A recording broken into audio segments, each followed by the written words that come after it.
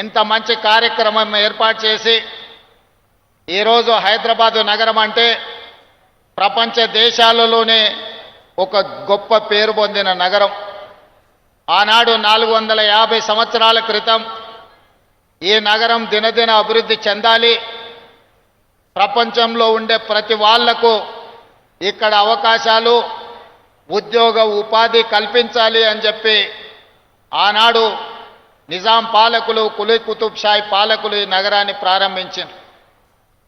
ఆనాడు వారు నిర్మించిన చార్మినార్ కావచ్చు, గోల్కొండ కోటలు కావచ్చు, ఆ తర్వాత నిజాం సర్కార్ 1908లో ఈ నగరం మీద వరదలు ఉప్పెనై కమ్మేసి వేలాది మంది ప్రాణాలను బలి తీసుకున్నప్పుడు నిజాం పాలకులు ఆనాడు మోక్షగుండం విశ్వేశ్వరయ్యను ప్రపంచంలోనే పేరెన్నికగన్న ఒక గొప్ప ఇంజనీర్ను ఈ ప్రాజెక్టుల నిర్మాణానికి, మూసీ నది పరివాహక ప్రాంతము, ఈశా నది పరివాహక ప్రాంతం నుంచి వచ్చే ఈ వరదను, ఈ వరద ముప్పును, ఈ ముప్పు నుంచి ప్రజల్ని కాపాడడానికి 1908లో దాదాపుగా 115 సంవత్సరాల క్రితం ఈ నగరం యొక్క ప్రమాదాన్ని నివారించాలి అని చెప్పి ఆనాడు నిజాం పాలకులు నిర్ణయం తీసుకున్నారు. వారు ప్రపంచంలోనే పేరెన్నికగన్న గొప్ప ఇంజనీర్. వారి యొక్క దూరదృష్టితోని ఈ ప్రాంతంలో వికారాబాద్ అడవుల్లో పుట్టిన మూసీ నది నుంచి వచ్చే వరదను నియంత్రించడం ద్వారా ఉస్మాన్ సాగర్, హిమాయత్ సాగర్ ప్రాజెక్టులను నిర్మించి వరదల్ని నియంత్రించడమే కాదు, ఈ నగరానికి తాగునీరును అందించే పెద్ద కార్యక్రమాన్ని ఆనాడు తీసుకున్నారు. 1920-22లో ఈ ప్రాజెక్టులను పూర్తి చేస్తే 100 సంవత్సరాల పైగా ఈ నగరానికి వస్తున్న వివిధ జిల్లాల ప్రజల్ని, వివిధ రాష్ట్రాల ప్రజలను, వివిధ దేశాల నుంచి వచ్చే ప్రజలకు ఈరోజు తాగునీరు అందుతున్నది అనంటే ఆనాడు నిజాం సర్కారు దూరదృష్టితో ఆలోచన చేసి ఉస్మాన్ సాగర్, హిమాయత్ సాగర్ ప్రాజెక్టులను కట్టడం ద్వారా ఈరోజు మనకు తాగునీటి సమస్య తీరింది. కానీ ప్రతి సంవత్సరం దాదాపుగా 3% ప్రజలు హైదరాబాదు నగరానికి వలస వస్తున్నారు. ఈ ప్రాంతంలో ఉద్యోగాల కోసం, ఉపాధి కోసం, ఈ నగర అభివృద్ధిలో భాగస్వాములై ఈనాడు 1.5 కోటి జనాభాకు దాదాపుగా మనం పెరుగుతున్నాం. 1 కోటి పైన జనాభా ఉన్న ఈ ప్రాంతానికి ఆనాడు కాంగ్రెస్ పార్టీ అధికారంలో ఉన్నప్పుడు మొట్టమొదట మంజిరా నది నుంచి 1965లో ఈ నగరానికి ఉస్మాన్ సాగర్, హిమాయత్ సాగరే కాదు ఇంకా నీళ్లు కావాలి అని మంజిరా నది మీద నుంచి మన నగరానికి తాగునీళ్ళని తీసుకొచ్చారు. ఇవి కూడా సరిపోలేదు.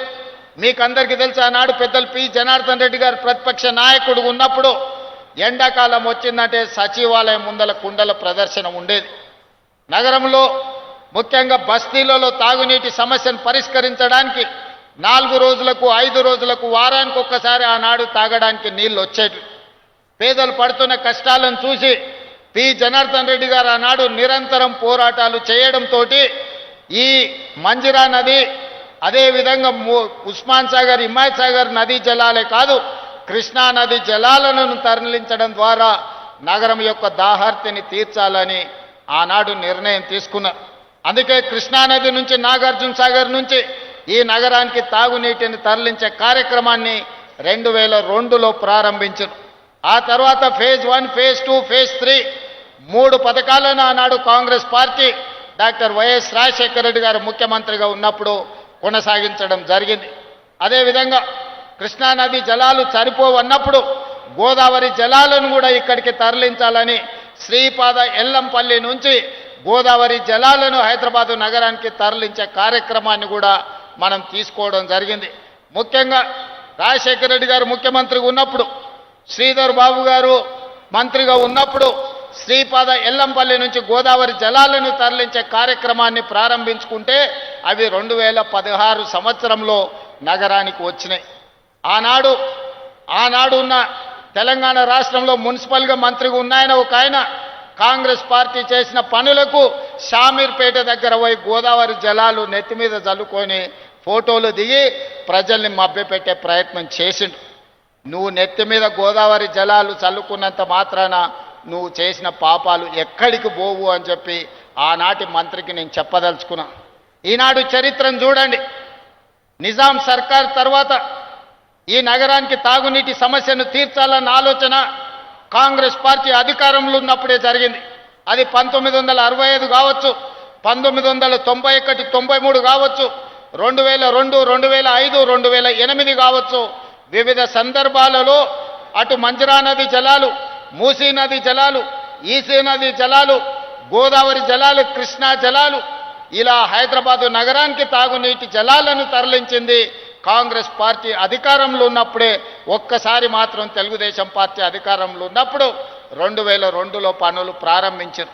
మళ్ళీ తెలంగాణ రాష్ట్రం వచ్చిన 10 సంవత్సరాలలో ఇటు గోదావరి నుంచి కానీ అటు కృష్ణానది నుంచి కానీ ఒక్క చుక్క నీళ్లు తరలించాలన్న ఆలోచన 10 సంవత్సరాల ఆనాటి పాలకులు చెయ్యలేదు.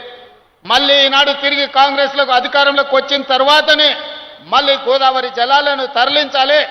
ఈసారి కేవలం హైదరాబాదు నగర తాగునీటి సమస్యను తీర్చడమే కాదు, నల్గొండ జిల్లాను పట్టి పీడిస్తున్న ఫ్లోరైడ్ సమస్యను పరిష్కరించాలని ఇవాళ కాంగ్రెస్ పార్టీ కంకణం కట్టుకున్నది. ఇవాళ నల్గొండ జిల్లాలో మూసీ నది కాలుష్యం అటు ఇబ్రహీంపట్నం కావచ్చు, లేకపోతే భువనగిరి, అదేవిధంగా మునుగోడు నియోజకవర్గాలు ఆ కిందికి కృష్ణానది వరకు ఈరోజు 350 కిలోమీటర్లు వికారాబాదు మచ్కుందు దగ్గర మొదలై కృష్ణానదిలో కలిసే మూసీ నది నీళ్లు ఈరోజు కాలుష్యానికి మారుపేరుగా మారినాయి. ఈరోజు విషం అయిపోయింది.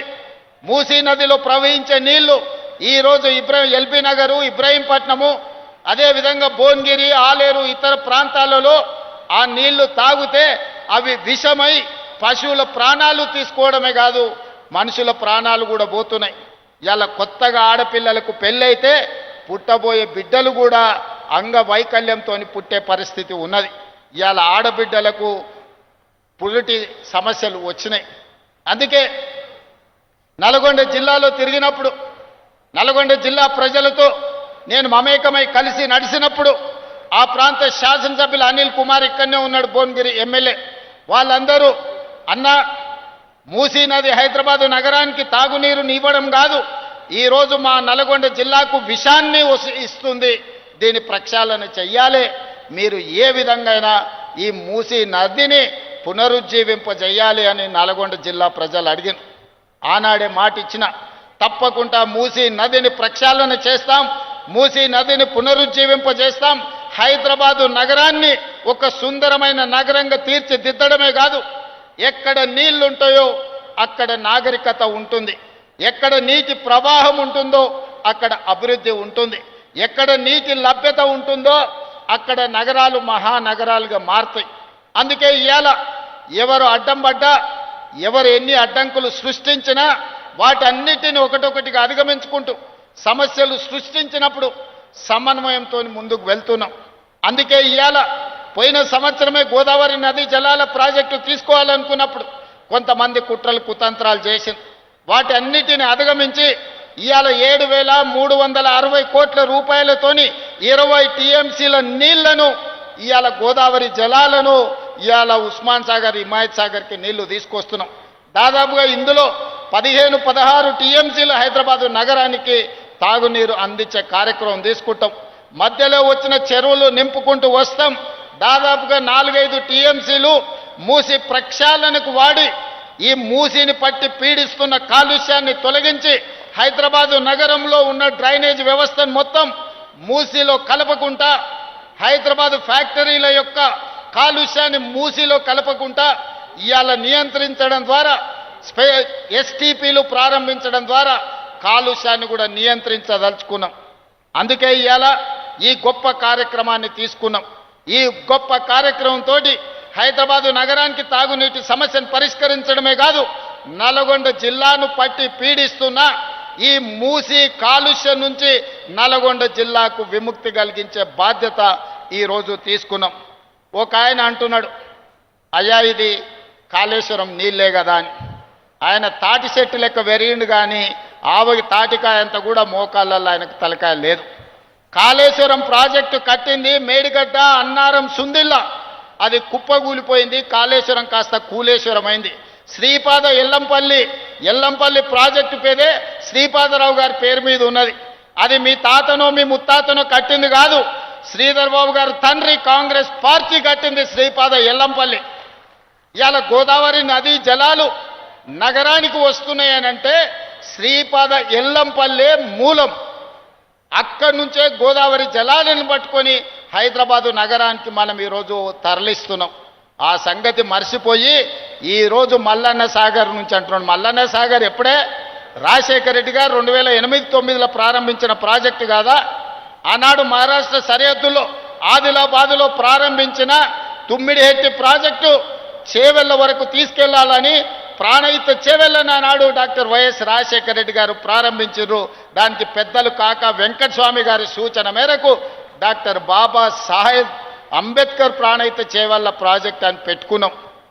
ఇవాళ కాసుల కక్కుర్తి కోసం ఈరోజు తుమ్మిడిహెట్టి దగ్గర ప్రారంభించాల్సిన ప్రాజెక్టును అక్కడ తలకాయ తొలగించిండ్రు. తీసుకెళ్ళి మేడిగడ్డకు తీసుకెళ్ళి ఇక్కడ చేవెళ్లను చివరి ఆయకట్టును తొలగించండు. ఇవాళ రంగారెడ్డి జిల్లాకు అన్యాయం జరిగిందంటే ఈనాడు టీఆర్ఎస్ చేసిన అన్యాయం కాదా? ఆనాడు చేవెళ్లలో రాజశేఖర రెడ్డి గారు ప్రారంభించిన ప్రాజెక్టు అటు చేవెళ్ల, వికారాబాద్, తాండూరు, పరిగి వరకు గోదావరి జలాలను అందించడం ద్వారా ఈరోజు ఈ రంగారెడ్డి జిల్లాలో గోదావరి జలాలతోని వ్యవసాయానికి అందించాలని ఆనాడు డాక్టర్ వైఎస్ రాజశేఖర రెడ్డి గారు ఉన్నప్పుడు కాంగ్రెస్ పార్టీ చేసిన ప్రణాళిక కాదా? ఇవాళ కూడా చూడండి, చేవెళ్ల చౌరస్తలో అక్కడ పెద్ద శిలాఫలకం డాక్టర్ రాజశేఖర రెడ్డి గారు వేసిన శిలాఫలకం లేదా?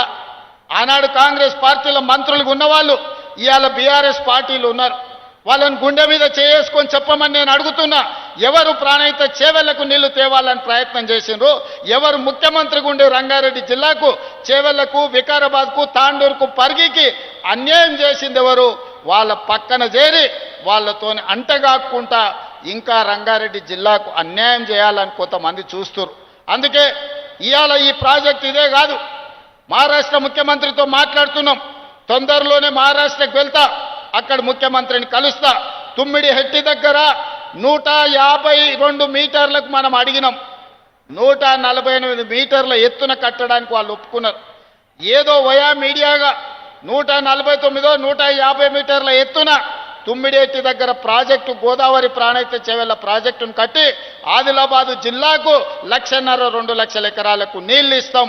అదేవిధంగా మల్లన్న సాగర్ నుంచి మెదక్కే మలిపిన గోదావరి జలాలను మళ్ళీ రంగారెడ్డి జిల్లాకు తెచ్చి చేవెళ్ల, వికారాబాద్, తాండూరు, పరిగి, కొంత కొడంగల్ ప్రాంతానికి కూడా గోదావరి జలాలను తరలించడం ద్వారా ఈ ప్రాంత రైతాంగాన్ని కూడా ఆదుకునే బాధ్యత కాంగ్రెస్ పార్టీ తీసుకుంటుంది. ఇవాళ నగరం యొక్క ప్రజల యొక్క దాహార్తిని తీర్చడానికి ఈరోజు ఈ సాగునీటి ప్రాజెక్టులు తీసుకొచ్చినాం. అందుకే మిత్రులారా, వేదిక మీద ఉన్న పెద్దలందరూ నేను అడుగుతున్నా, మూసీ నది ఒక మురికి కూపంగా మారింది. దీన్ని అద్భుతంగా మార్చుకుందామా లేదా ఆలోచన చెయ్యండి. నరేంద్ర మోడీ గారు గుజరాత్లో సబర్మతి రివర్ ఫ్రంట్ కట్టుకున్నారు. గంగా నది రివర్ ఫ్రంట్ను ఉత్తరప్రదేశ్లో యోగి ఆదిత్యనాథ్ దాస్ కట్టుకున్నాడు. ఈరోజు ఢిల్లీలో రేఖా గుప్తా యమునా నది రివర్ ఫ్రంట్ కట్టుకుంటుంది. నేను అడుగుతున్న మిత్రులను, నరేంద్ర మోడీలో గంగా నది ప్రక్షాళన జరుగుతాయి, యమునా నది ప్రక్షాళన ఢిల్లీలో జరుగుద్ది. ఉత్తరప్రదేశ్లో గంగా నది ప్రక్షాళన జరుగుద్ది. గుజరాత్లో మీకు సబర్మతి నది ప్రక్షాళన జరుగుతుంది. నేను అడుగుతున్న, హైదరాబాద్లో మూసీ నది ప్రక్షాళన ఎందుకు జరగకూడదు? నరేంద్ర మోడీ గారు చేసుకోవచ్చు, యోగి చేసుకోవచ్చు, రేఖా గుప్తా చేసుకోవచ్చు.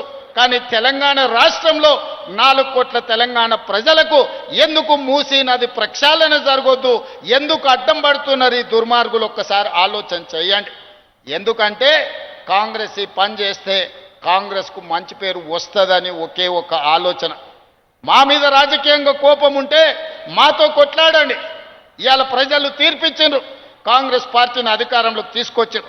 అభివృద్ధిలో భాగంగా పార్టీలకు అతీతంగా అటు ప్రకాష్ గౌడ్ అయినా, మహేందర్ రెడ్డి గారైనా, మిగతా వాళ్ళందరూ కలిసి వచ్చి ఈరోజు అభివృద్ధిలో భాగస్వాములు అయ్యారు. ఇవాళ రాజేంద్ర నగర్ అభివృద్ధి చెందితే ప్రకాష్ గౌడ్ గారికి మంచి పేరు వస్తుంది. ప్రజలు ఆయన కోటేశారు. 10 ఏళ్ళు కేసీఆర్ అధికారంలో ఉన్నాడు. ఎందుకో ఈ మూసీ నది ప్రక్షాళన చెయ్యాలనే ప్రయత్నం ఎందుకు చేయలేదు? ఈరోజు ఉస్మాన్ సాగర్, హిమాయత్ సాగర్ను బాగు చేయాలి, మూసీ నది మీద మనం ఎలివేటెడ్ కారిడార్లు కట్టాలి అని ఎందుకు ఆలోచన చేయలే? అందుకే ఈరోజు బుద్వేల్ ప్రాంతాన్ని ఒక అద్భుతమైన హబ్గా మనం ఈరోజు అభివృద్ధి చేయాలనుకున్నాం.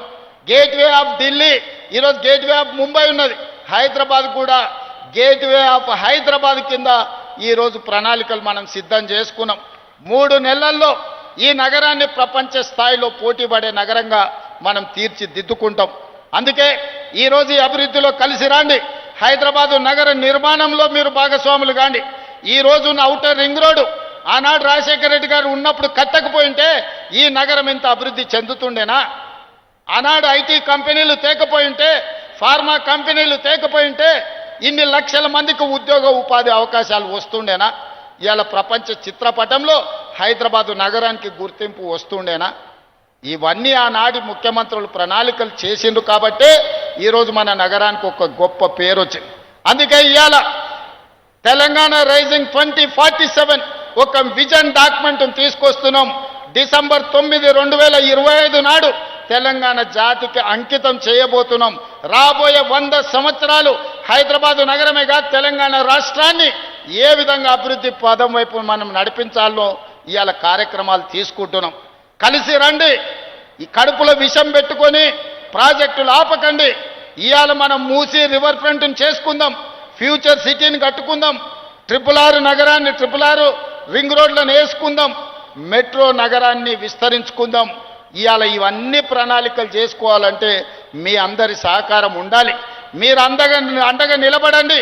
రాబోయే 10 ఏళ్లలో అద్భుతమైన నగరంగా, ప్రపంచంలోనే గొప్ప నగరంగా హైదరాబాదు నగరాన్ని తీర్చిదిద్ది లక్షలాది మంది నిరుద్యోగ యువకులకు ఉద్యోగ ఉపాధి అవకాశాలు కల్పించే రాష్ట్రంగా మన తెలంగాణను తీర్చిదిద్దుకుందాం. మిత్రులారా, వాళ్ళు వీళ్ళు ఎన్ని చేసినా, ఎన్ని కుట్రలు చేసినా, ఎన్ని కుతంత్రాలు చేసినా, ఎన్ని రకాలుగా అడ్డం పడ్డా మా ప్రభుత్వం తిప్పికొడుతుంది, ఒక్కరొక్కరి సంగతి కూడా చూస్తుందని నేను ఈ సందర్భంగా తెలియజేస్తూ, ఏది ఏమైనా ఇంత మంచి కార్యక్రమాన్ని ఏర్పాటు చేసిన ప్రభుత్వ అధికారులతో పాటు ప్రజాప్రతినిధులను కూడా మనస్ఫూర్తిగా అభినందిస్తూ సెలవు తీసుకుంటున్నా. ఈ నగరాన్ని గొప్పగా తీర్చిదిద్దే దాంట్లో మీరు అండగా నిలబడండి. నష్టపోయే పేదలను మన ప్రభుత్వం ఆదుకుంటుంది. వాళ్ళందరికీ సహాయాన్ని అందించే బాధ్యత నాది. ఆ వెనకాలన్న మా అక్కలకు మాట ఇస్తున్నా, ఈ నిర్మాణంలో ఎవ్వరు నష్టపోయినా అందరినీ మన ప్రభుత్వం ఆదుకుంటుంది. ఇది ఇందిరమ్మ రాజ్యం, పేదోళ్ళ రాజ్యం, పేదలకు న్యాయం జరుగుతుందని తెలియజేస్తూ మీ అందరి దగ్గర సెలవు తీసుకుంటున్నా. ధన్యవాదాలు మిత్రుల.